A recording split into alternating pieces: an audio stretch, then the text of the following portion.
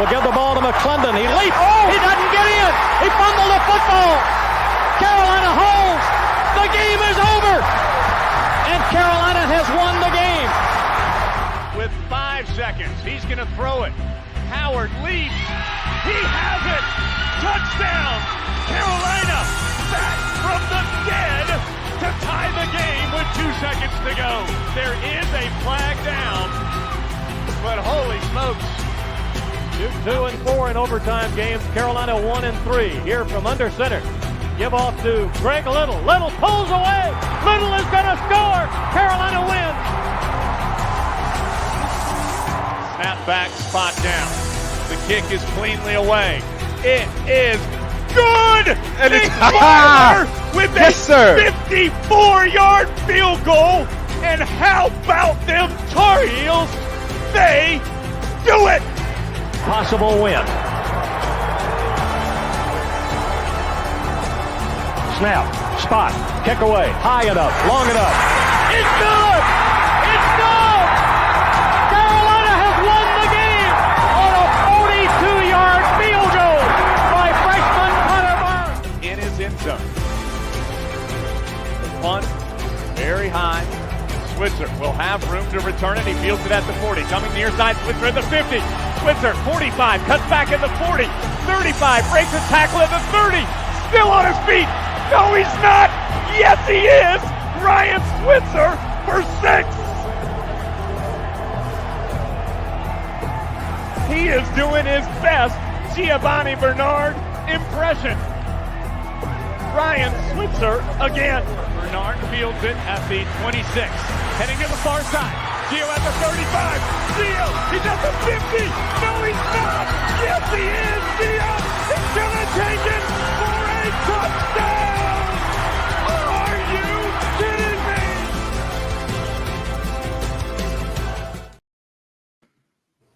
Hey guys, and welcome to another edition of the Heel Tough Blog Podcast. Back live with you here on a Tuesday night. Normally, as we've been doing the last couple of weeks, it's normally a Monday night, but our guy here got to spend some quality time with his dad last night over at the Panthers game. May or may not regret that. Not the time with his dad, but watching the Panthers offense, which just looks downright terrible. But we're going to talk about something that should cheer fans up a little bit more if you're a Tar Heel fan, and that is the start that the Tar Heels have to their 2023 season. They pick up a win on Saturday over the Minnesota Golden Gophers and now sit 3-0 on the season, a 31-13 victory over Minnesota in Chapel Hill. This was the first meeting between the two sides in the program's histories. And this was one that Carolina pretty much dominated throughout. It was never really a game that was in question, but it was one that Carolina was not able to put away until late. We'll talk about that. We'll talk about the passing game performance, 414 yards through the air. What do we think that means after the struggles in the first 2 weeks? Not a great night on the ground for Carolina. What do you attribute that to? We'll talk about that. And the passing game, the passing defense, rather, much better in this one. Is this a sign that there is at least something there, and that moving forward throughout the rest of the year, this could be a group that can be a little bit better than they were the first 2 games of the season, or is Minnesota just booty cheeks? We'll discuss that here on this edition of the podcast, and of course.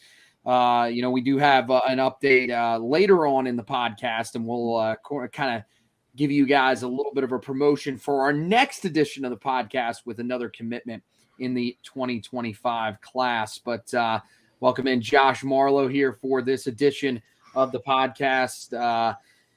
But they're 3-0. I think this was probably this was definitely the goal. It was a 4-game stretch that was extremely difficult. I think if you told Tar Heel fans that they made it out of this 3-1, they probably would have been pretty excited. And look, now they go into this game 3-0. I think at this point, it's the third time in the last 4 years that Carolina has been 3-0. It's the first time that Carolina has been 3-0 in back-to-back seasons since 1996-97. It feels like getting over that hump is going to be, that next step. But, for Carolina to get there, they had to win this game on Saturday. We both thought that it would be a pretty competitive game back and forth. And I think Carolina did a pretty good job of at least, dominating throughout the game when they had to pull out a pretty significant win against Minnesota. Yeah, I don't know if dominating is the word I would use. Because I said in our instant analysis, the best part about this win was Carolina left a lot on the field. And you've heard that echoed from Mac Brown and that coaching staff Saturday night, and when they met with the media on Monday to talk about the win and break down what they saw as they get ready for Pittsburgh. And I don't think if uneven's probably too negative of a word to say, but this was a game that I sat there and watched, and if the team played the way it did last year, I don't know if the game was a 31-13 margin. I don't know if the defense last year only gives up 3 points, all 2 Drake May interceptions.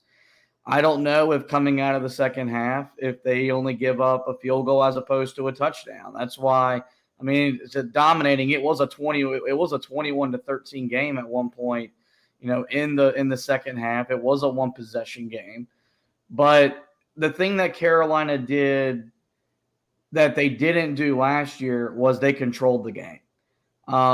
There was never really a doubt who the better team was on Saturday.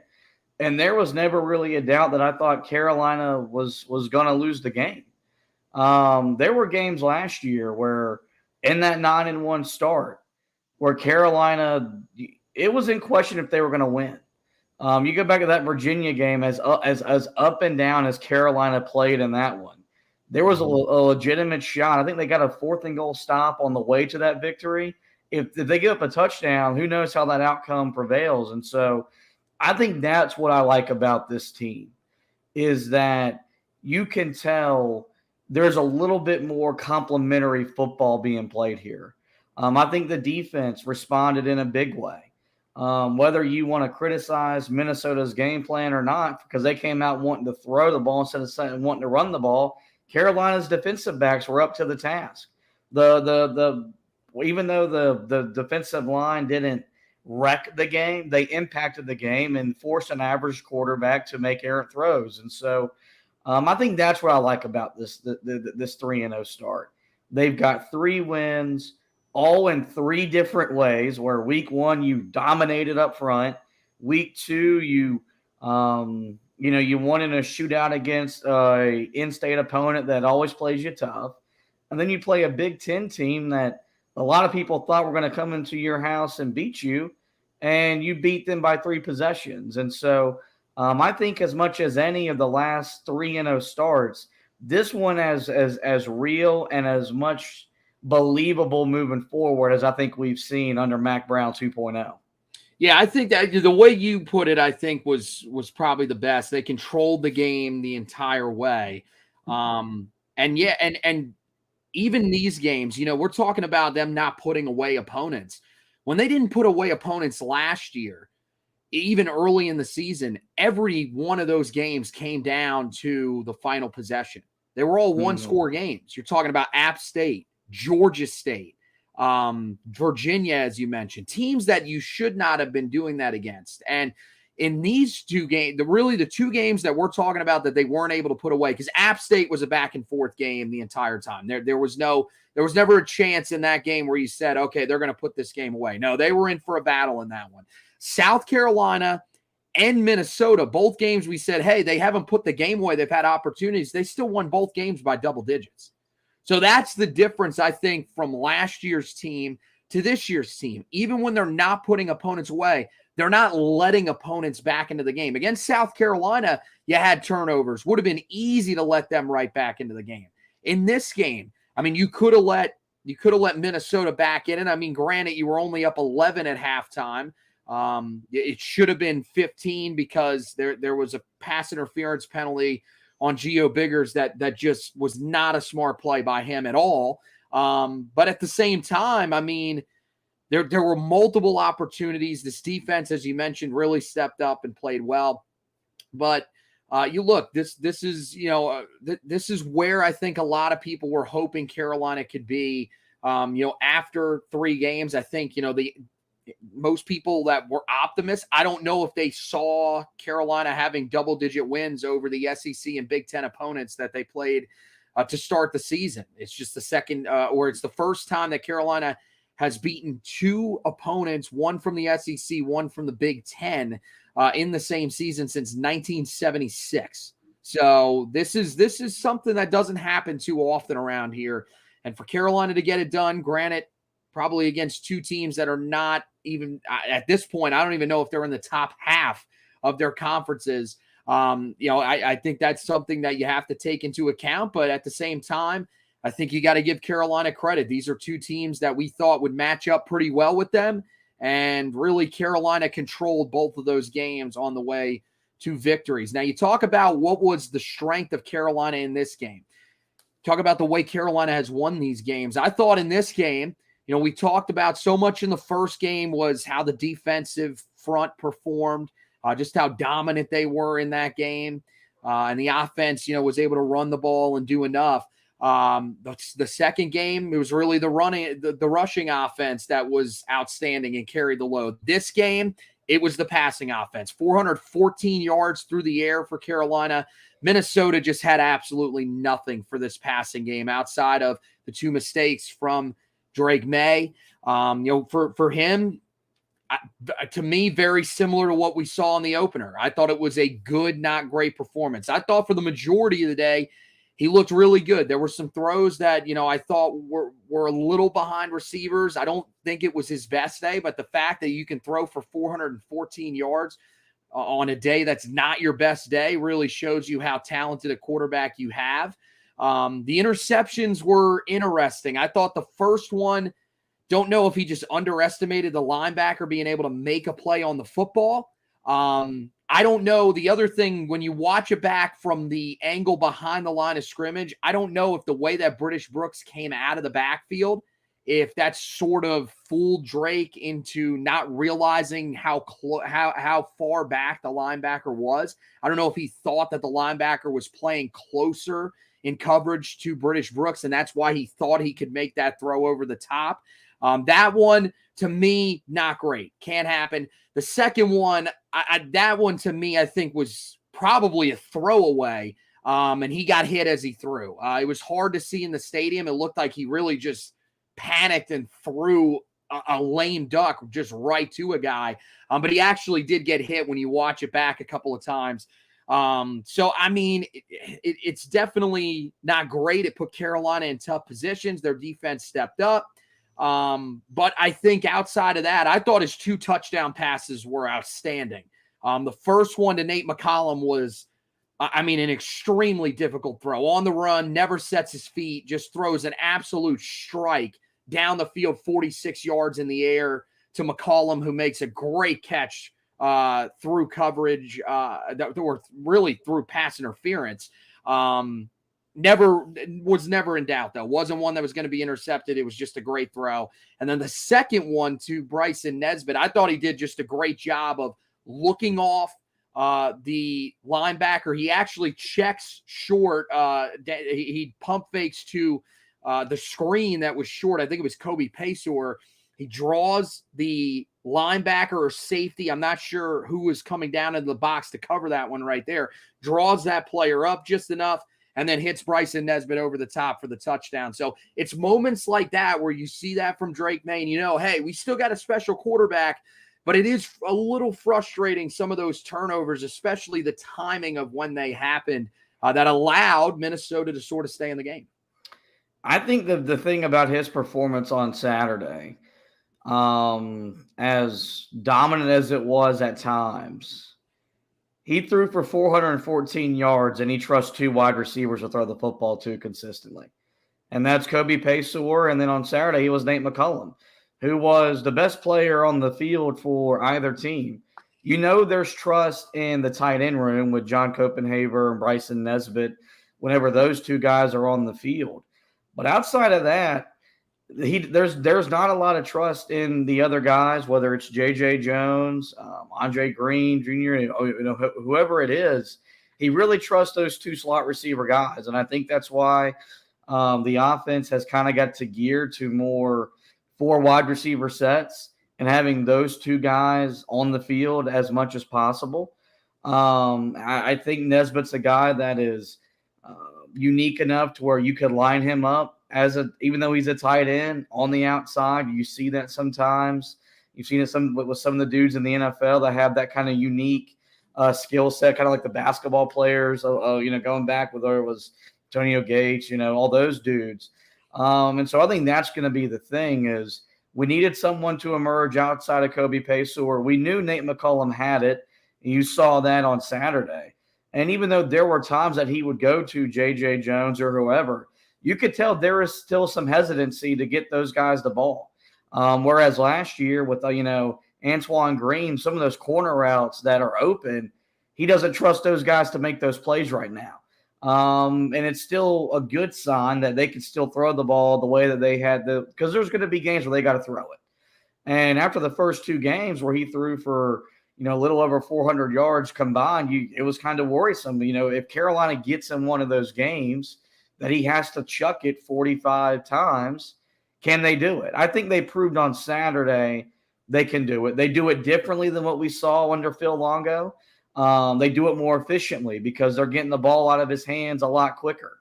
And he's not having to take, the hits that he has to take, wait for plays to develop down the field. And so we saw what this passing offense can be under Chip Lindsey. And the more that I watch the offense, the more I'm becoming a believer in this offense moving forward. Because I was pretty down on the hire and thought it was rather underwhelming of all the offensive coordinators that exist in college football, the kind of guy that you could get in here to come and coach Drake May. You get a guy that's, lost the right to call plays at his last 2 stops. We knew Drake had an influence and Chip Lindsey ultimately getting the hire. And I think we've seen why in all 3 games they've got a connection from coordinator to coach that I don't think he had last year with Phil Longo. I think a lot of it last year was Drake's just that good, and Phil Longo could devise a good game plan. But I think every time that Chip Lindsey's put together a game plan so far this year, he's put the one together that gives Carolina the best position to win, and that's something we haven't said the last 4 years. Oh, yeah. I thought after the first 2 weeks, the criticism of Chip Lindsey was just asinine. I thought it was just the most unreal thing that I saw on social media the entire weekend. And then this weekend, notice how this weekend nobody's saying anything. Now all of a sudden, you got Drake, you started throwing the ball. But guys, you can win a multitude of different ways. That was the thing with Phil Longo. If you were able to slow down the passing game like we saw late last year, this offense just did not flow. There was no flow to it. They couldn't score in the red zone. And now, look, it's still early in the year, and we probably were saying similar things last year because the offense felt pretty efficient a year ago. But the other thing is, you mentioned it, there's not those guys on the outside that are making the big plays. Even the other day, where were the explosive plays really down the field for Carolina? There were a few of them.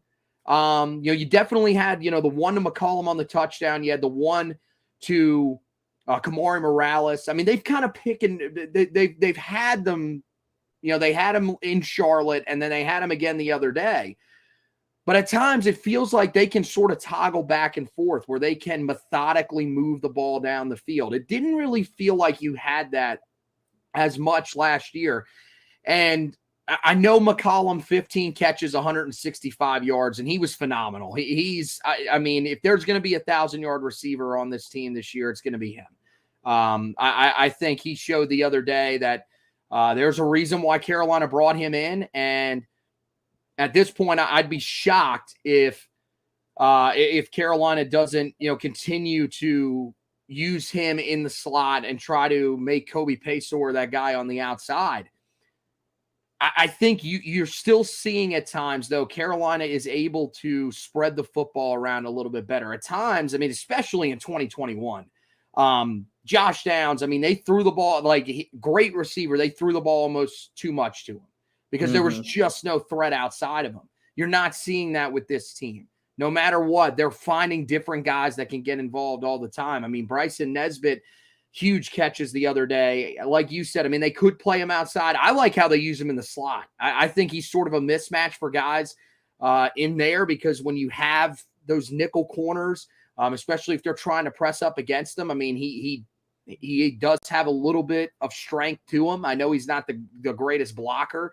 That's the reason why we don't see him in there a ton on rundowns. But at the same time, I think he's just a matchup nightmare. And he showed that again the other day. I think Kamari Morales stepped up, and you need him to. You need Kamari Morales to be really, really good for you right now and have that effect for you catching the football with John Copenhaver still coming back from the injury that has not allowed him to catch the football for 2 weeks.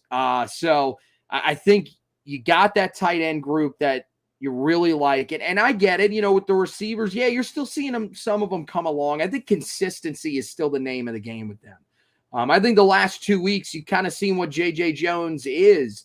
I think he's, got that explosive nature to him over the top. But at the same time, I just think he's lacking the consistent separation that he needs to be able to have on the outside. What you saw Antoine Green sort of develop as he went throughout last season. Andre Green Jr., guy that, Greg Ward, he says that he expects a big week from him this week. I mean, I hope so. I think that's certainly possible. Chip Lindsey says that he's coming along, but at the same time, we just haven't seen it yet. And then you lose Gavin Blackwell. Who knows how long he's going to be out for? I know that they said they're monitoring him this week. I think it was pretty evident to everybody when we were in the stands. It looked like it was a head injury. It looked like it was probably a concussion. So it's going to take some time probably for him to come back. So Carolina's got to find solutions out there. And maybe, moving Kobe Paysour out there is the solution. I know you were kind of frustrated with it because you like what he's been able to bring in the slot. And look, the results would tell you, hey, wasn't great. First 5 games that he started as a Tar Heel, he led the team in receiving in each of those 5 games. The other day, his 6th start, he had 2 targets the entire day, 1 catch, 4 yards. But I think the hope that they have is that, hey, we need a dynamic playmaker on the outside. We've lacked it here these first 3 games of the season. Hopefully, Kobe Paysour can sort of develop into that guy.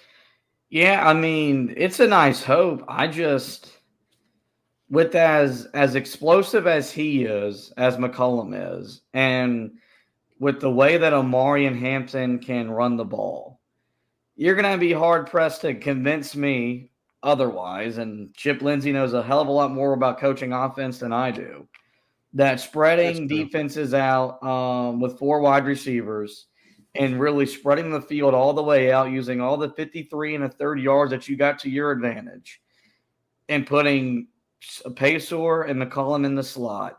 How many teams in this conference can defend that? There's maybe 2 teams that have the athletes. Florida State and Clemson maybe have the right defensive personnel that could defend that type of defense. Because then if you put Hampton in the backfield, you got to be worried about that you're going to run it. And if not, you've got 2 dudes that are going to kill you with crossing routes and slant routes and all this other stuff. And when they get in space, they're going to make you miss. And they're fast enough to, keep on running for days, kind of like Forrest Gump did, in the movie Forrest Gump back in the 1980s. And so that's just kind of my thing is that, look, if he can win on the outside, cool, put him out there.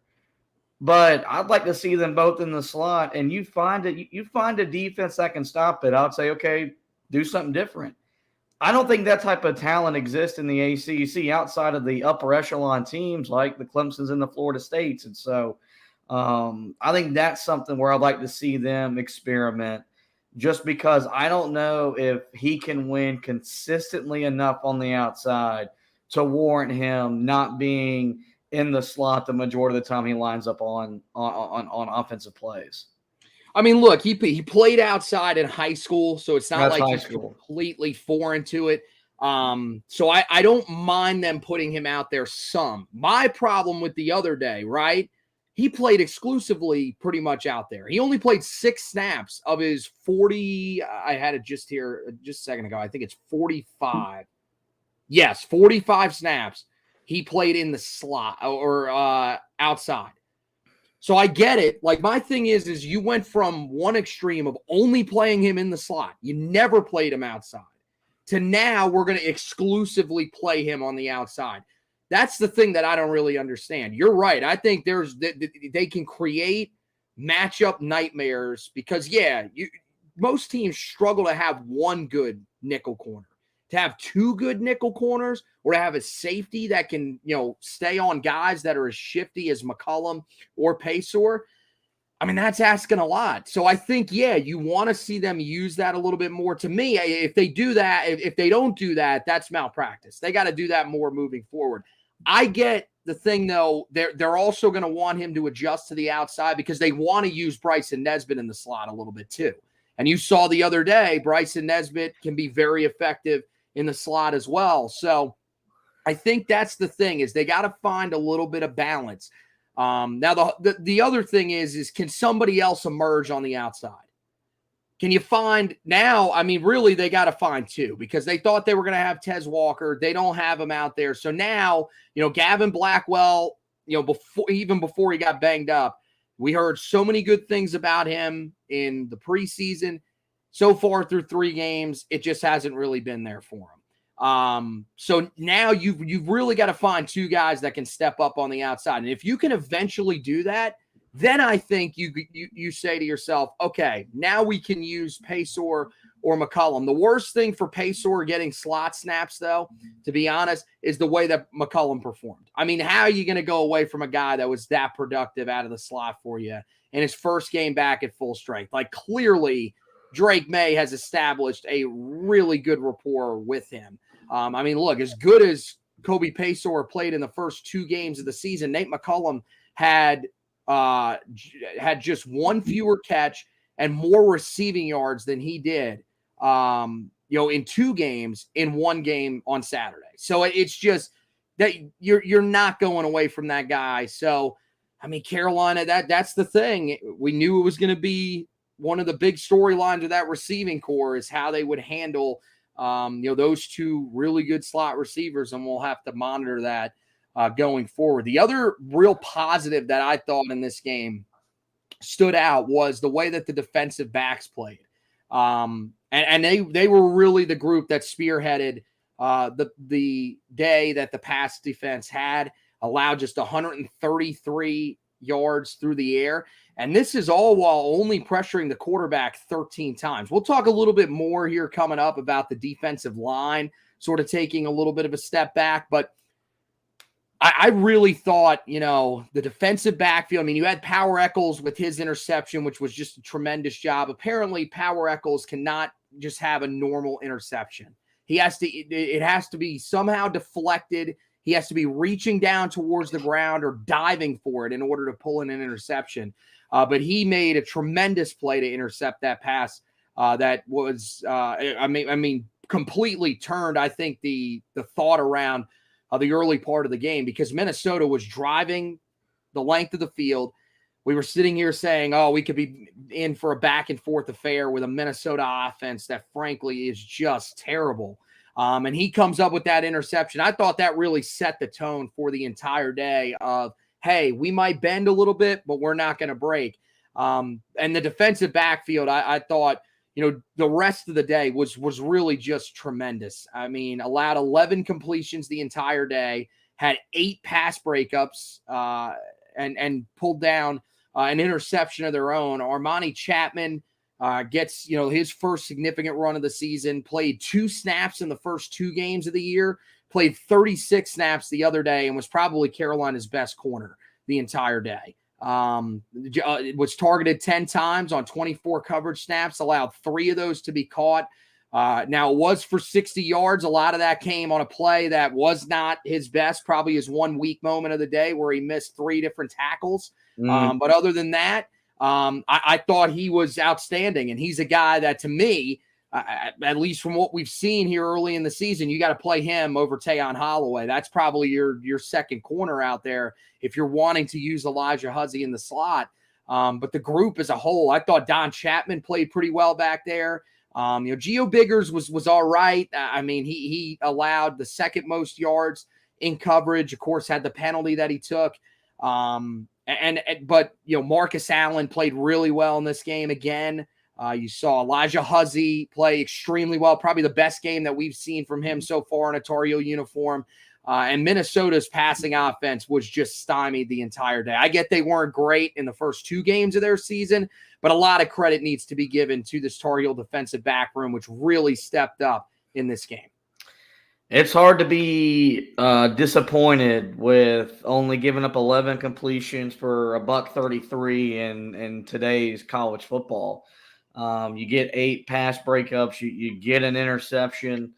And you had just different dudes, stepping up and making plays. And kind of like with the passing game, the best part about it is there were still plays that they left to be made on the field, which makes it easier for these coaches to stay on them. I think what you're seeing with this cornerback room, more so than what you've seen in the last couple of years, there's just a buy-in factor. They believe in what they're being asked to do. That wasn't the case last year with Tony Grimes and Storm Duck, guys that, Grimes was a 5-star talent and Duck really peaked as a freshman. There was just never this sense that they bought into what the message was, or they believed in it. Say what you want about this group. It may not be as gifted, but there's a different attitude about them. And one of the bigger things that they do better than they did in the last couple of years is even when they screw up and they make a mistake, or you miss 3 tackles on one possession, on one play, it doesn't kill them. They're able to bounce back and make the play the next time. There's a different confidence that exists in that room. And that's a really big thing for that position, because a lot of times you get stuck in one-on-one situations, and there's sometimes you're going to get beat, and there are sometimes you're going to commit a penalty. That's just the nature of that position.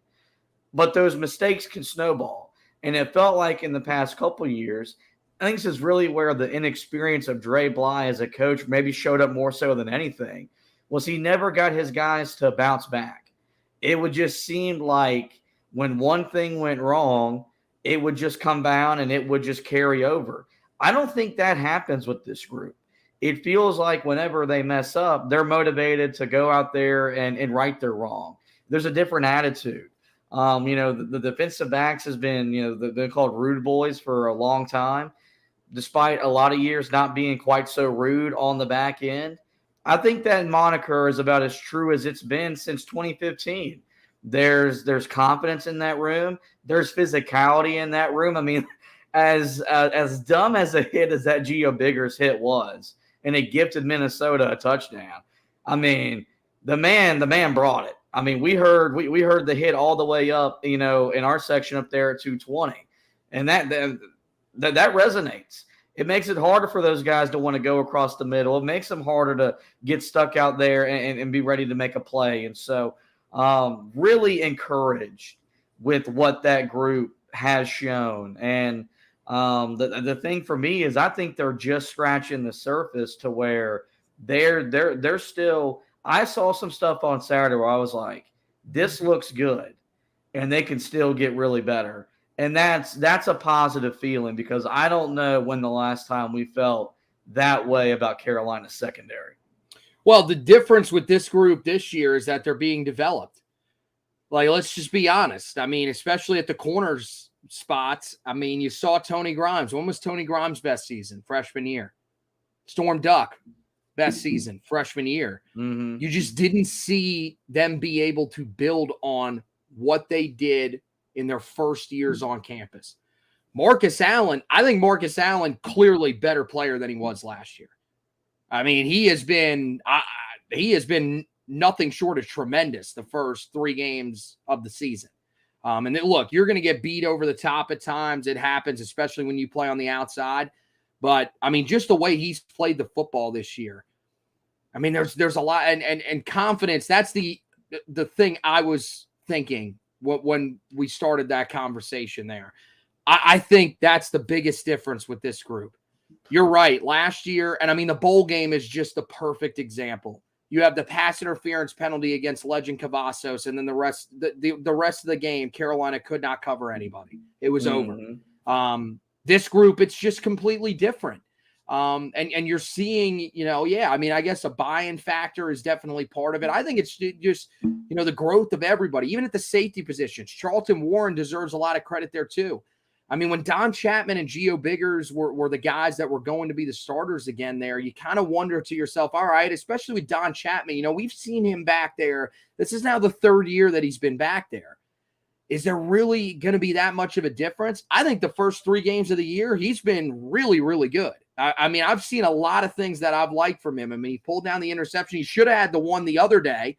It was in position, just couldn't come down with it. But still, to be in position at times, the last couple of years, I mean, he would be completely out of position. There's a reason that they benched him a couple of times. So, I think you're seeing guys that are veterans that are stepping up. And the other difference is you're seeing a lot more depth here. You said it. And I mean, look, there are times where, we get frustrated when guys, mess up and we're asking ourselves, why are they still on the field?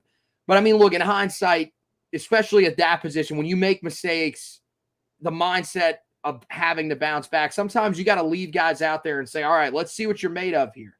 You let up another big play, we're getting you the heck out of there. But look, give credit to the guys that made mistakes the other day. They did not compound those mistakes. They immediately bounced back. But you're seeing the depth there now. You talk about, corner. I mean, Armani Chapman didn't play in those first 2 games of the year because you had Tayon Holloway that you were using out there. And you still have him at your disposal. You'll have Legend Cavazos, who just started getting back to practice this week. He's going to join that room again here shortly. And now you're getting a guy at the safety spot and at the corner spots, can play a little bit nickel. Stick Lane played 27 snaps the other day. I thought he looked really good in the snaps that he was on the field, and he played all over the place. He played 10 snaps in the box, 10 snaps at field safety. He played 2 on the outside at corner and 3 in the nickel. So a guy that can literally do anything that you need him to do. This is the difference with this unit this year. And it's the reason why you're starting to feel more and more confident with them. Yeah, there's the Elijah Huzzy, who's been a steady force, Marcus Allen the entire year. But the fact that they've got this much depth and different guys that they can rotate in and find the guys that are really, stepping up and playing well. Like, look, you ride Armani Chapman if he starts to struggle a little bit. Hey, you got Tayon Holloway, who did some really good things for you in fall camp and who you still really like as a young guy in that room that you can rotate back in, or Legend Cavazos. That's the difference. Where last year, it felt like, right, at times you just had to live and die with Tony Grimes, Storm Duck. Like, you didn't have anybody else. Like, you had Cavazos eventually, but it took him a while. So it's a much different feeling, and it just feels so good to have that group as one that you can feel somewhat confident in. Now you go, to the areas where Carolina struggled a little bit. And look, this is one, I'll start with the offensive line, because I will say this. The offensive line the other day, I thought played pretty well overall in just when you look at, what Carolina did the majority of the day. Now, part of it was because they couldn't run the ball early, but in pass protection, this group was outstanding. They allowed just 7 total pressures in the game. They did allow at least 1 sack of Drake May, and that 1 sack, Diego Pounds allowed it. That was really, I thought Drake probably, I don't know if he just slowed down because he was trying to make a play, or really if their defensive lineman was just had that good a closing speed and closed in on him to bring him down for the sack. Outside of that, I mean, Carolina was really, really good. And that was with Ed Montelis coming in and having to take over for Willie Lampkin. Now, the area where they did struggle was running the football. We talked about, last week, just an outstanding performance. Carolina dominated up front. And, in this week, I mentioned Ed Montelis in there. Willie Lampkin was out with an injury. It was noticed in warm-ups. I don't remember who the first person was to point it out. It may have actually been Michael Coe, who was the first one to point it out. Noticeable limp, and he doesn't end up playing in the game. So then you got a guy in Ed Montelis who was coming off an injury that got thrown in there. And look, we know from last year, there are weaknesses to his game. The other day did not have a great day in terms of run blocking. Carolina ran over the left guard spot 8 times, picked up 9 yards the entire day. But it wasn't just him. The rest of the line really struggled. And this is, something that was a little bit shocking because in the first game of the season, Minnesota allows 181 rushing yards to Nebraska. And look, Nebraska, they've got some corn-fed fellas up front. There's no doubt about that. But still, that's not exactly the most dominant team. This isn't Nebraska of the late 90s that we're talking about here. So I think, I'm not going to say I'm concerned with that.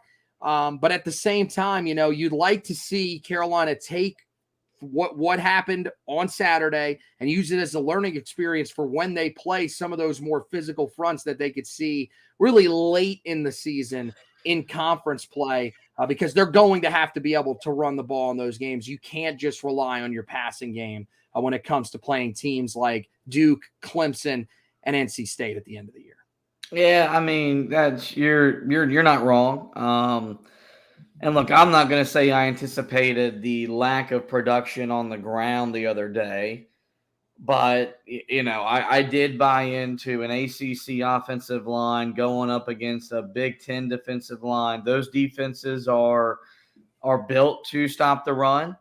And we showed a future Big Ten conference opponent that this is how we play football, and that whenever we make the transition to the Big Ten, it's still going to be pretty productive and pretty successful. So the biggest thing is that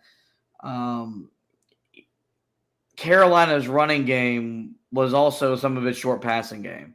And that commitment was something you're still not used to seeing, because whenever Carolina used to go air raid, they would still try to get the ball 20, 30 yards down the field. Well, you get the ball, at the line of scrimmage or behind it. It's a run play, and you're still basically blocking it like a run play. And so Carolina was still creative enough to get the kind of runs that they need. Look, Lampkin being out, I do think it's cause to be concerned because the offensive line it looked way different. Mm-hmm. It didn't look like it was able to move guys consistently, and they're going to need to do that down the stretch as they face some teams that got some talented dudes up front. So I think we also should have expected this after the rushing performance that we had a week ago.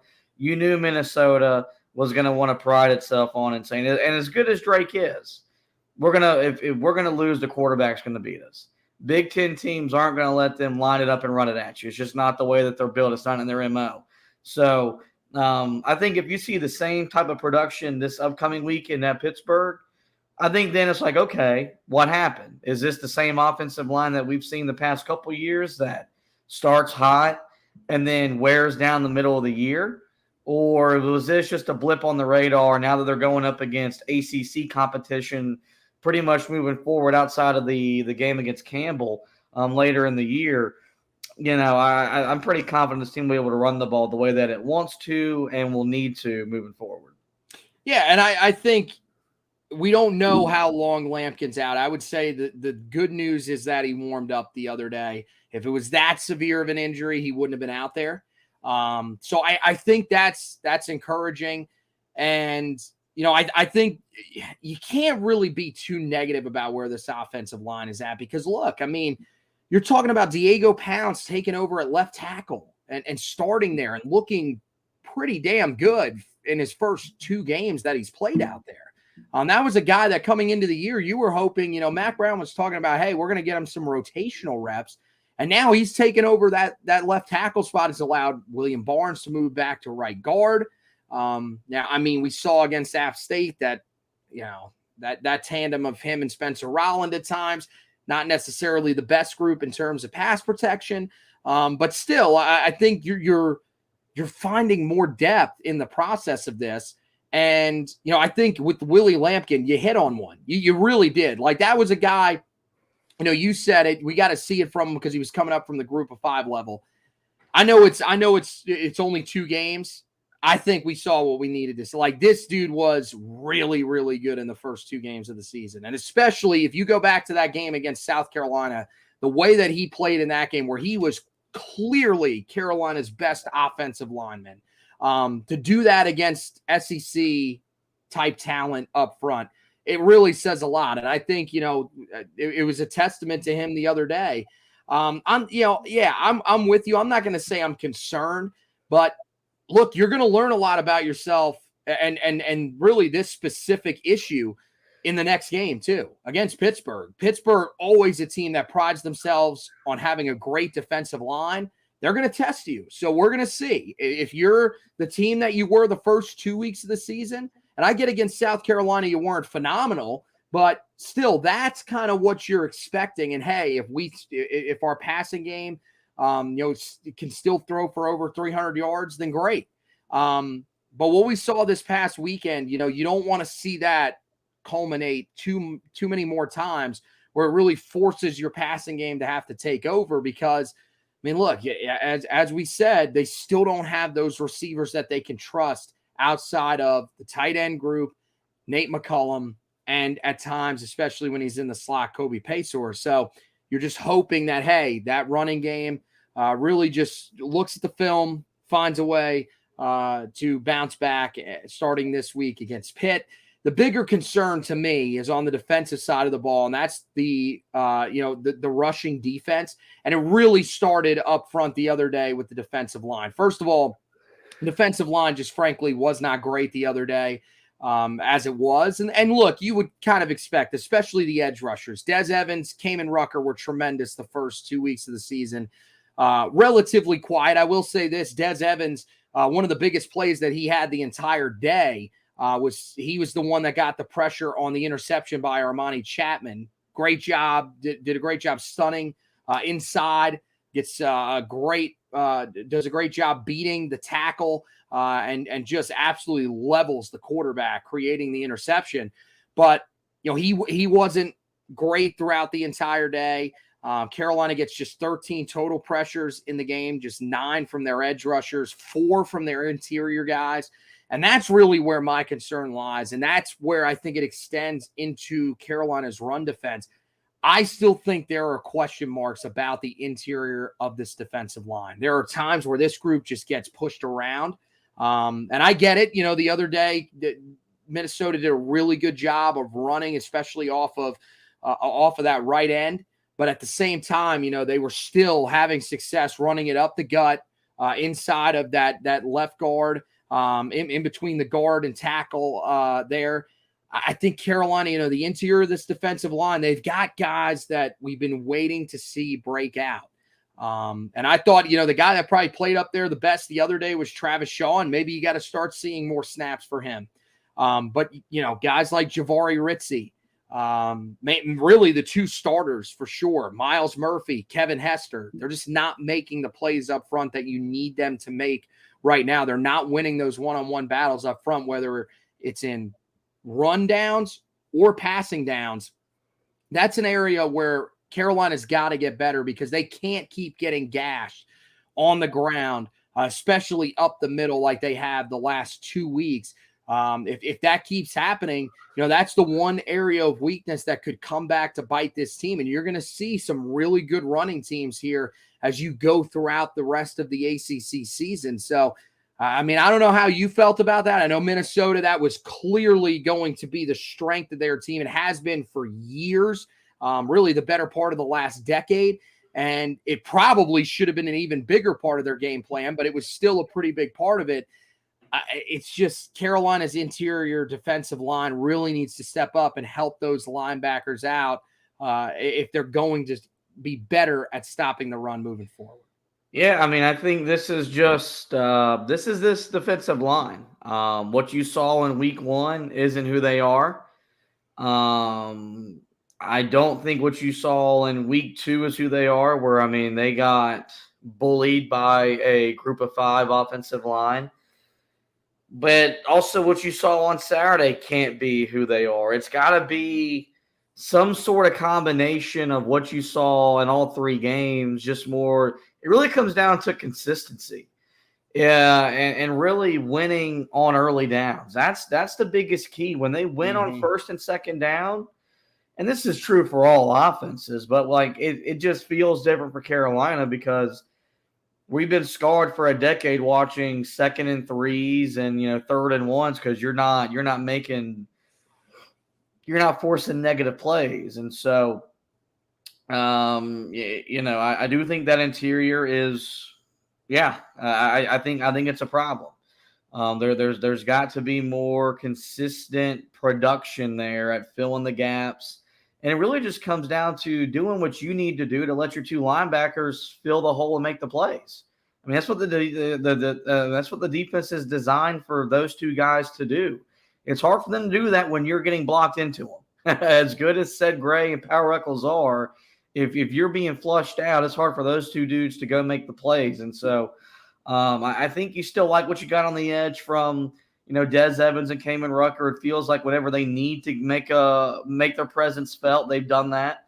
But the more that you can see teams that can run it up the middle, that's going to be what's going to happen moving forward. And so that's got to be an area where there needs to be some more production, some more leadership. You saw some more. I don't know how many snaps Travis Shaw played the other day, but it feels 14. like this defensive staff this year is a lot more willing to rotate guys in and out. Yes. And if you're not doing what you need to do, we'll go find someone else to do what we're asking you to do. And so, the good news is that it wasn't a world-class offensive line that kicked your butt, but it also wasn't a bad, this is also not one of the better offensive lines in the Big Ten. You're going to see good offensive lines as the season moves along. And so Gene Chizik and Tim Cross, they got to keep tinkering. They got to keep working to figure out the right combination, the right strategy to give them the best chance up front. If they can hold teams to 125 yards or less rushing, I think you're pretty confident that this defense will do what it needs to do week in, week out. But you're giving up $150, $175 every game. It's going to be really hard, I think, as the season moves along for this defense to hold up its end of the bargain. Well, because how many teams are you going to hold to 133 passing yards? Like how many teams are you going to hold under 200? Like it's just, I mean, maybe, I mean, you would hope that, and we'll talk more about this on Thursday. You would hope maybe you could do it against your next opponent. But like after that, like especially you get later in the season with some of those teams that you're going to have to face, especially a team like Duke, like you holding Riley Leonard to under 200 yards passing. Like I don't know if that's a guarantee. You holding Cade Klubnik to under 200 yards passing. I mean, especially by that time, who knows? We don't know where Clemson's offense will be by that time. We don't know where NC State's offense will be by that time. So I mean, that's the thing. Carolina's got to keep building there. And I want to say this because we were just pretty critical of the D-line there. Even with that, this unit is so far ahead of where last year's was. My God. I mean, this unit, like last year's unit, I mean, we would be talking about them probably getting ran on in this game for about 400 yards. Like that unit stood absolutely no chance. So they've taken steps forward. I think, we talked about the interior, the guys on the edge. I mean, there are times where they just get washed out. You said it. I mean, how many times did you say the other day, got to seal the edge? There's nobody there. Like that's something that they've got to be a little bit better at.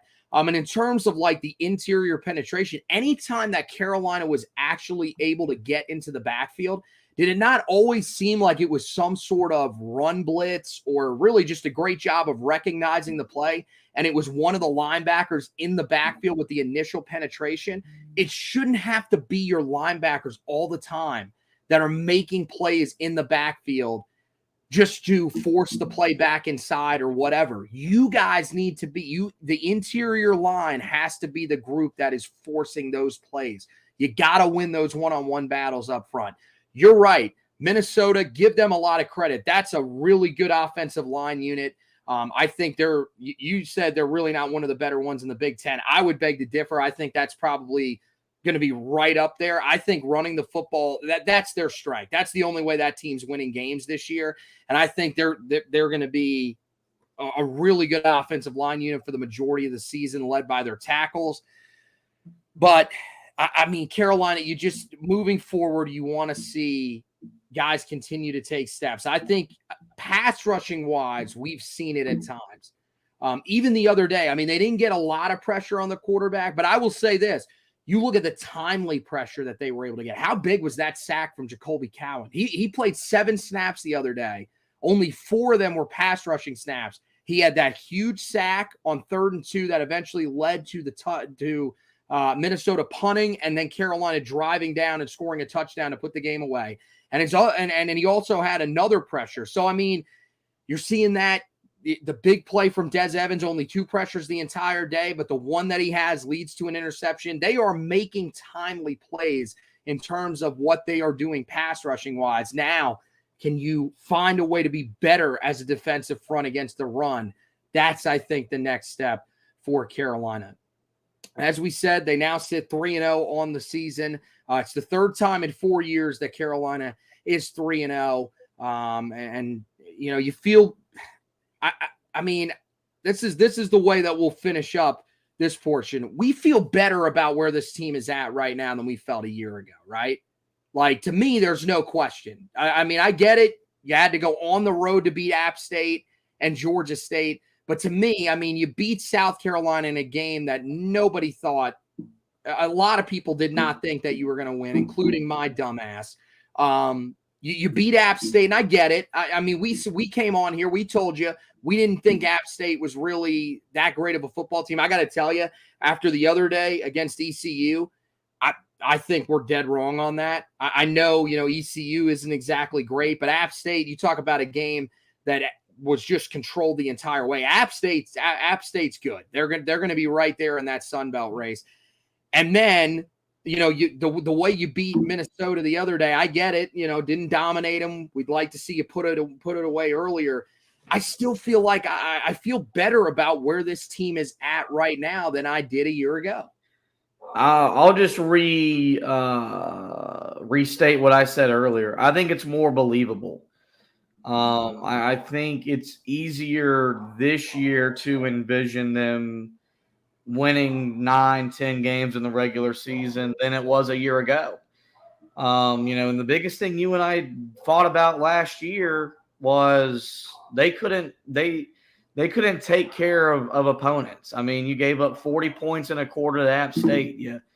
You barely beat Georgia State on the road. You're playing 1-possession games against Miami and Virginia, who turned out to not be very good, as last year proved. This year hasn't been that. And the best thing is Carolina haven't played 4 quarters. Mm-hmm. And that's still the most frustrating thing about it is we still need to see 4 quarters. But you're telling me that you're 3-0 and 2 of your wins are against Power 5 opponents by double digits.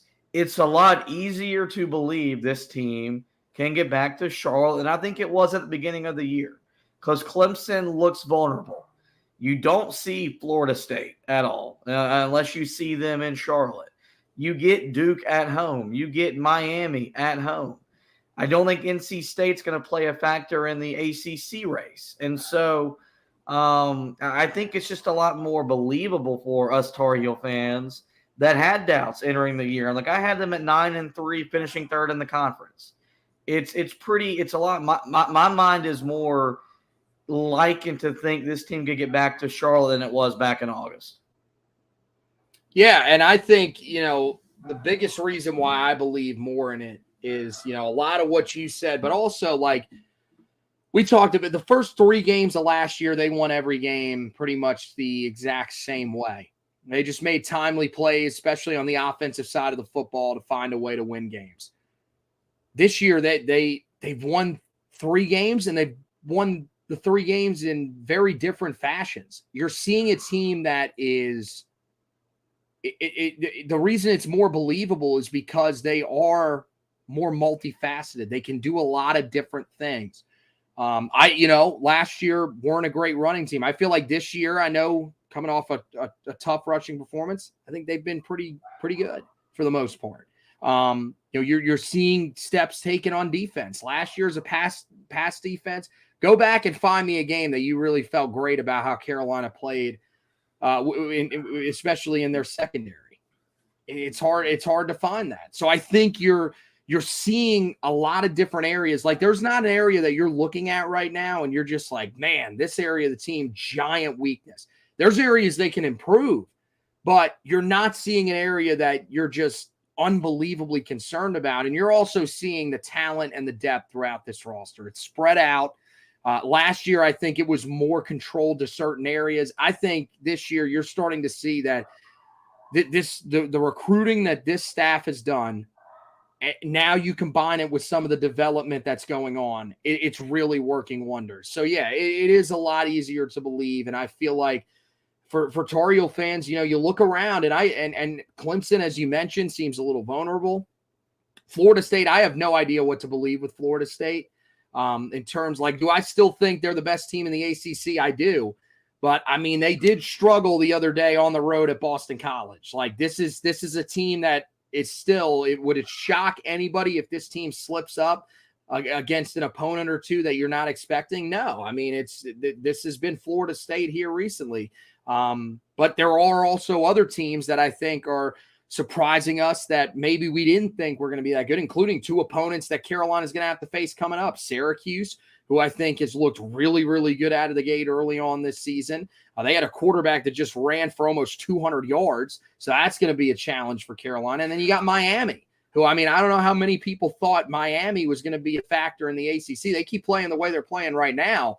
I mean, there will be a lot of people that will think Florida State and Miami will be heading to Charlotte to play for the ACC championship game. So I think, Carolina's in a good spot. We're going to learn a lot about them here as they get into conference play, but there is reason to be excited. The last thing that I did want to mention on the way out of here, as I said, sort of previewing, the next edition of the podcast, Zach Hubbard. We will have him on. And, guys, he will be live for the first time tomorrow night. Don't have a time set just yet, but we'll get that ironed out. I'll tweet that out just like I did tonight whenever we get that set. But we will be talking about the commitment of 2025 interior offensive lineman Trey Blue, in-state prospect. Carolina gets their second in-state prospect of the 2025 class. He committed on Sunday night. And this is a guy that Carolina, had on campus a couple of times after they offered him. Clearly the best offer that he had on the table. And Carolina really likes him, a guy that I think they feel like they can develop. We'll break him down a little bit more in depth tomorrow when we talk about him. But just my initial takeaways on him, a guy that, for his size, very athletic, love his footwork, really good hand placement. I think it's just going to be about ironing out his position when he gets to the next level, because right now, playing left tackle at the high school level, like you would expect for guys that are getting recruited, if you're the best offensive lineman, you're going to play that left tackle spot. But at the next level, probably projects more as an interior offensive lineman. So we'll talk more about that on tomorrow's live edition. But as for tonight's live edition, we're going to close this one out. Guys, make sure you head over to the website, HeelToughBlog.com. Check out the recap of that Minnesota game tomorrow morning. We will have the stock report that will be going up. I handled that this week while Josh was out enjoying the game last night.